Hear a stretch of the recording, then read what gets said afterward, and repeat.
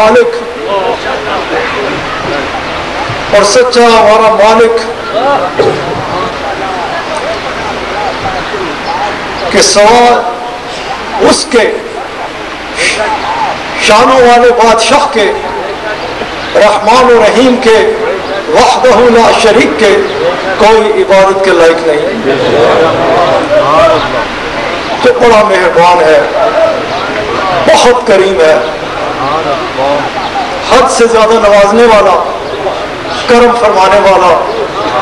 توبہ کو قبول فرمانے والا، گناہوں کو معاف فرمانے والا، درجات کا بلند فرمانے والا، شانوں والا بادشاہ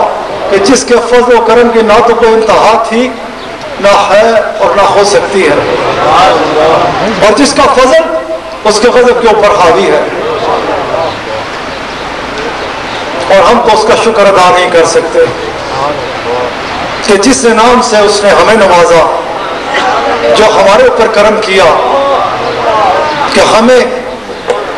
اپنے حبیب علیہ الصلوۃ والسلام کا امتی بنا ڈالا۔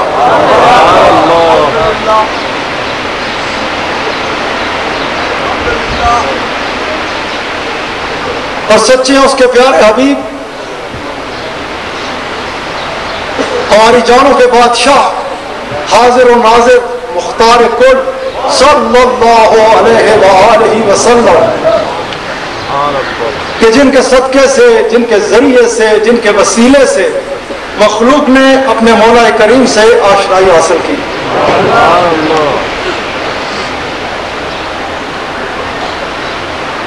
مخلوق دوزخ میں گرنے کو تیار، تباہی کے دہانے پہ کھڑی تھی کہ رسول اللہ صلی اللہ علیہ وآلہ وسلم آپ بے پناہ شانوں کے ساتھ تشریف لائے۔ ہمارے آقا علیہ الصلوۃ والسلام، آپ کی آمد پاک اور رب کریم نے، قرآن کریم نے رسول کریم صلی اللہ علیہ وآلہ وسلم آپ کی آمد پاک کو یوں بیان فرمایا، اس انداز سے آپ علیہ الصلوۃ والسلام کی تشریف آوری کو بیان فرمایا کہ دنیا دوزخ کے دہانے پہ کھڑی تھی، تباہی کے قریب تھی کہ آپ علیہ الصلوۃ والسلام بے پناہ شانوں کے ساتھ تشریف لائے۔ اور کس شان کے ساتھ تشریف لائے کہ دوزخ میں گرنے والوں کا ہاتھ پکڑا اور جنت کی راہ دکھا ڈالی۔ ہمارے آقا علیہ الصلوۃ والسلام، ہمارے بادشاہ صلی اللہ علیہ وآلہ وسلم، ہمارے بادشاہ صلی اللہ علیہ وآلہ وسلم، آپ کی بے پناہ بلند و بالا شان ہے۔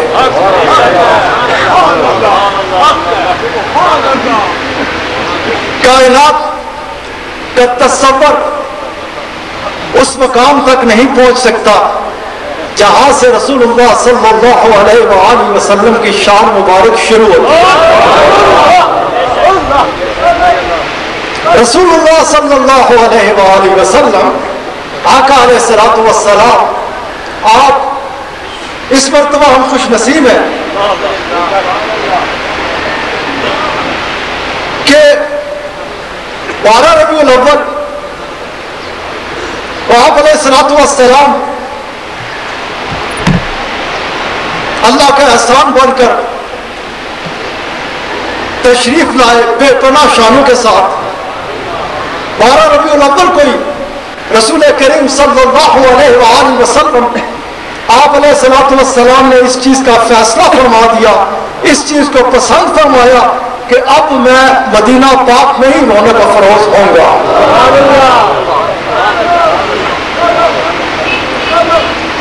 کبھی لحاظ سے 12 ربیع الاول ہی چمکتا دمکتا نظر آتا ہے، اور اگر ہم شمسی لحاظ سے دیکھیں، اس حوالے سے دیکھیں تو یہ دن 22 اپریل کا دن کہ جب رسول اللہ صلی اللہ علیہ وآلہ وسلم آپ بے پناہ شانوں کے ساتھ تشریف لائے، اور شمسی لحاظ سے 8 جون کو آپ علیہ السلام نے پسند فرمایا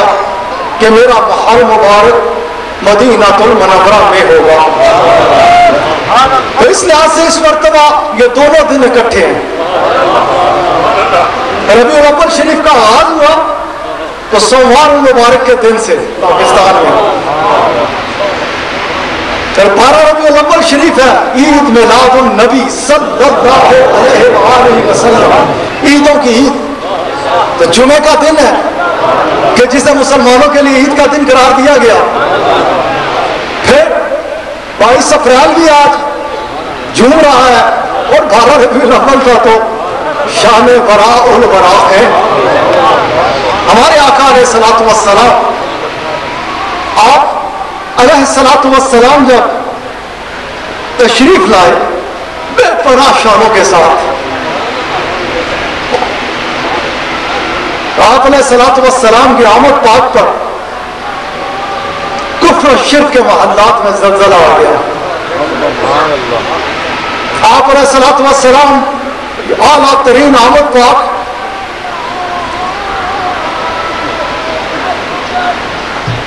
رحمتوں کے دریا جاری ہو گئے. آپ علیہ الصلوۃ والسلام ادھر آپ کی تشریف آوری ہوتی ہے مکہ المکرمہ میں، ادھر